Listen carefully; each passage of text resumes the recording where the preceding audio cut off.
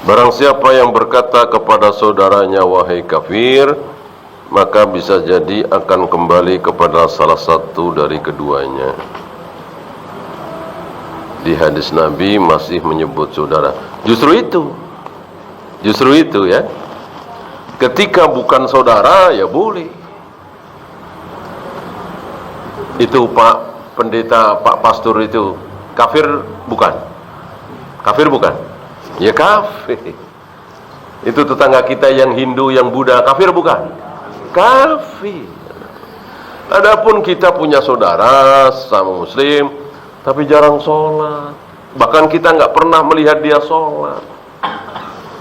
Tapi zahirnya Muslim. Ya mungkin pernah terlihat sholat Idul Fitri misalnya. Pokoknya nggak ada tanda-tanda dia Buddha, dia Hindu, dia Konghucu. Maka bolehkah kita mengatakan wahai kafir, hai kafir? Tidak boleh. Ya. Kalau kita menuduh kamu telah kafir, dia telah kafir, etika. Anak kafir itu bahasa Indonesia apa bahasa Islam? Bahasa Islam. Bahasanya kaum muslimin. Kita menggunakan bahasa kita sendiri, bukan bahasa Indonesia. Maka orang Buddha, Hindu, Konghucu dan seterusnya, ketika kita sebut kafir, ya jangan marah. Justru kalau disebut tidak kafir, ya harusnya marah, berarti Muslim. Sebab kalau tidak kafir Muslim, justru mereka harusnya marah. Ya, maka jangan ragu mengucapkan dan meyakini bahwa di luar Muslim pasti kafir. Di masjid dekat rumah sebelum sholat berisik dengan syair-syair, setelah sholat pun berisik dengan zikir berjamaah. Bagaimana solusinya? Apakah boleh sesekali ke masjid yang bermanhaj salaf? Sesekali mungkin ya. Tapi kalau terus jadi antipati dengan masjid itu, nggak pernah ke situ, ini yang jadi masalah. Akan menjadi buruk di lingkungan dan di samping ya tidak mengikuti sunnah. Ya. Mengikuti sunnah adalah sholat di masjid terdekat, walaupun banyak bid'ahnya. Ya sabar. Kita masih mending sholat kiri kanan bid'ah. Dulu Nabi di Mekah sholat kan sebelum Isra Mi'raj sudah ada sholat belum? Sudah. Yang belum ada subuh, duhur, asar, maghrib, isya. Adapun sholat 2 rakaat sudah ada. Nabi sholat di Ka'bah itu, di kiri kanan beliau apa? Ya, bukan bid'ah lagi, apa? Iya, berhala yang disembah oleh Abu Jahal, Abu Lahab. Gimana coba rasanya? Ya, nggak masalah. Ya. Maka kita sholat, kita beribadah, kiri kanan kita bid'ah, ya biasa. Yang penting jangan ikut-ikutan bid'ah. Ya sekali waktulah ke masjid sunnah sekalian kajian boleh. Jangan kemudian tidak pernah sholat di situ, padahal itu masjid terdekat. Allahu.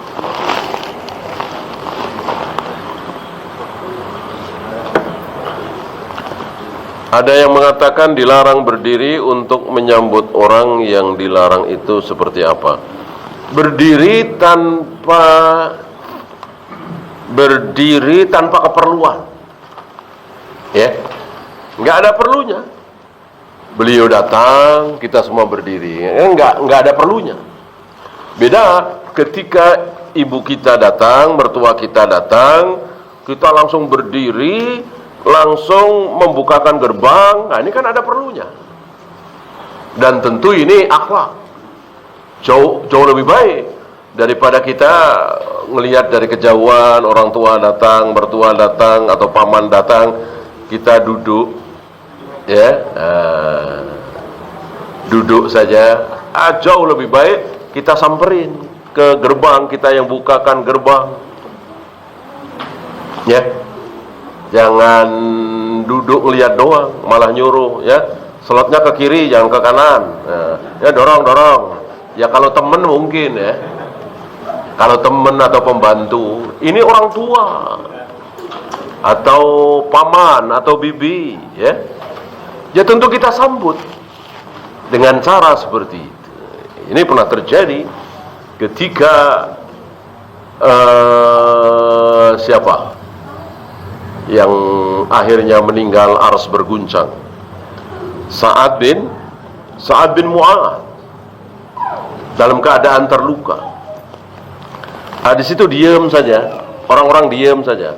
Kata Nabi, sambutlah sayyid kalian. Disambut, disamperin, di papa karena memang terluka, butuh bantuan, disambut. Apakah benar Qabil membunuh Habil? Lalu apakah manusia sekarang keturunan dari jalur Qabil? Tentang nama Qabil dan Habil ini Israeliat. Qabil, Habil, Israel, ini nama-nama Israeliat. Artinya tidak ada di Al-Quran, tidak ada di hadis sahih. Sepertinya dhaif juga tidak ada, ya. Adanya di Taurat dan Injil. Maka para ulama ahlu sunnah tidak suka menyebut Qabil, Habil, Israel. Adapun surat Al-Baqarah, kan? Tentang keturunan, ya mungkin dari dua-duanya. Jika belum diberi keturunan selama 8 tahun, apakah kalau mengangkat anak mendapatkan pahala jariah? Jangan mengangkat anak. Mengangkat anak itu maksudnya apa? Adopsi, begitu. Di dalam adopsi itu kan ada kebohongan, ya. Pada hari ini jam sekian telah lahir dari pasangan suami istri ini anak bernama, jelas ini sebuah kebohongan. Maka jangan mengadopsi, jangan mengangkat anak. Cukup anak asuh dan tetap dibinkan ke ayahnya, bahwa dia tetap anak ayah dan ibunya. Kita cuman mengasuhnya. Secara kemahraman, ya tentu tidak ada yang berubah. Dia bukan mahram kita. Kalau dia perempuan, ya harus berhijab dari ayah yang mengasuh itu, dan begitu pula sebaliknya. Bagaimana cara menasihati keluarga yang masih menjalankan tahlilan dan lain-lain? Tentang cara, Islam tidak mengatur. Apa mau ngobrol, diajak ngaji, kasih bacaan, teteskan air mata. Yang bermasalah adalah saya salah apa, ya? Apa yang salah di keluarga saya ini? Mosok saya punya anak 7 tinggal 1. Saya salah apa? Ini dosa besar. Dosa besar. Ya Rasulullah, salah apa? Anak 5 tinggal 1. Ya. Nabi Ayub salah apa? Dibikin sakit kulit bertahun-tahun. Ya. Jadi ketika Allah menguji seorang hamba, tidak harus si hamba ini salah dulu. Terserah Allah. Namanya ujian. Itu yang tidak boleh. Adapun bersedih, menangis, nggak masalah. Yang penting jangan merata. Allah. Ada lagi? Ya.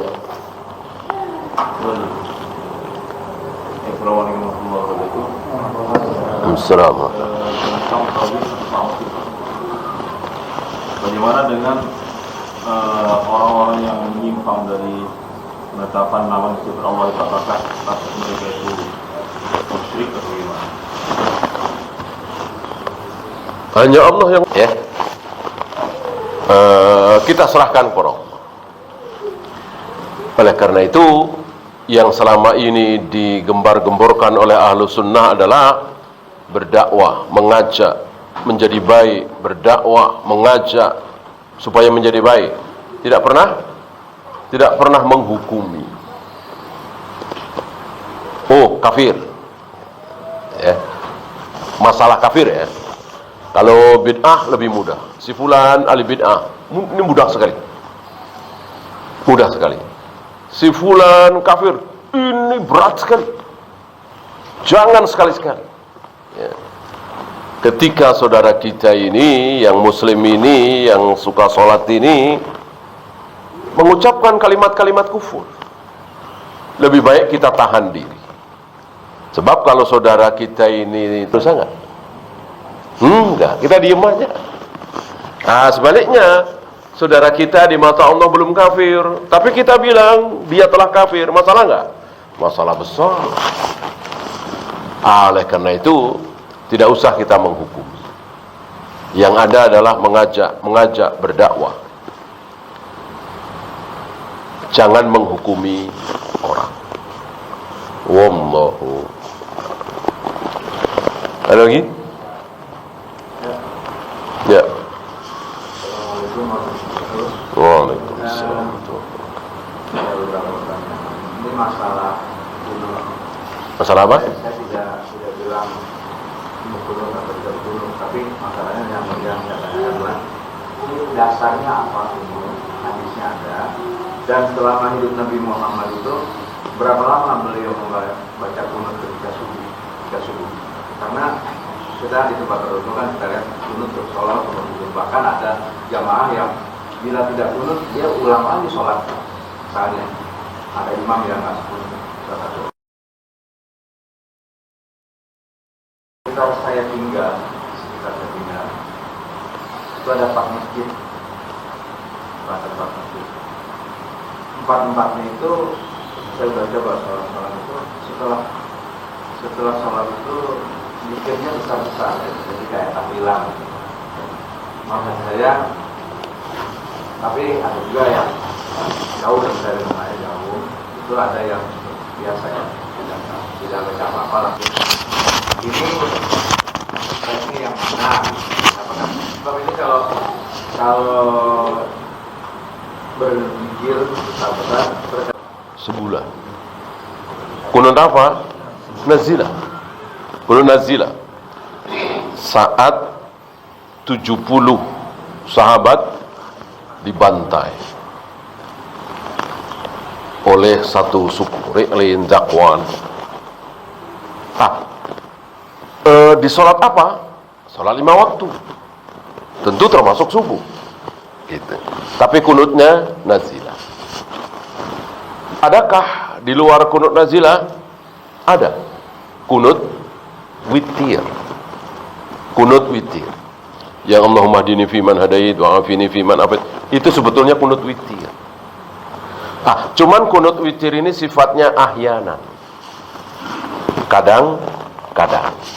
Kadang beliau berkunut, kadang tidak. Gitu ya. Adakah khusus subuh? Ada, tapi hadisnya dhaif. Hadis dhaif tentu tidak bisa dijadikan pegangan. Bahkan seorang sahabat pernah ditanya oleh anaknya tentang hukum kunut subuh. Dengan tegas sahabat ini mengatakan, "Ai bunayya muhdats." Wahai anakku, kunut subuh itu muhdats. Apa muhdats? Bid'ah. Ya.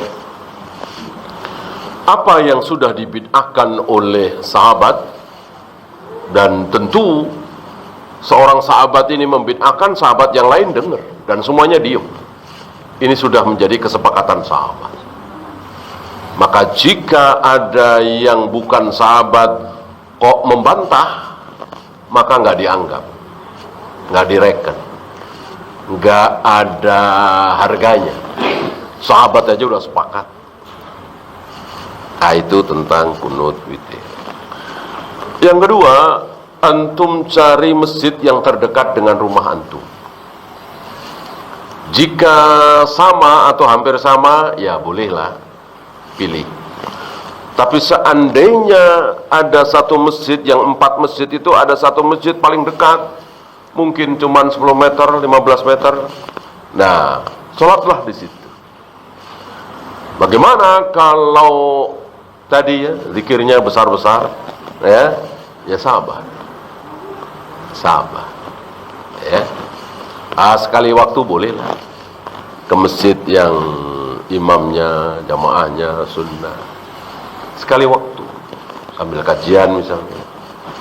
Intinya jangan meninggalkan masjid yang terdekat dengan rumah kita.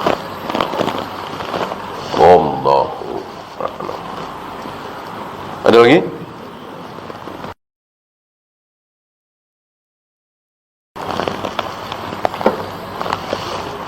Kalau tidak ada, kita akhiri.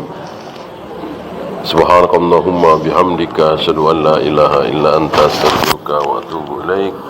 Assalamualaikum warahmatullahi wabarakatuh.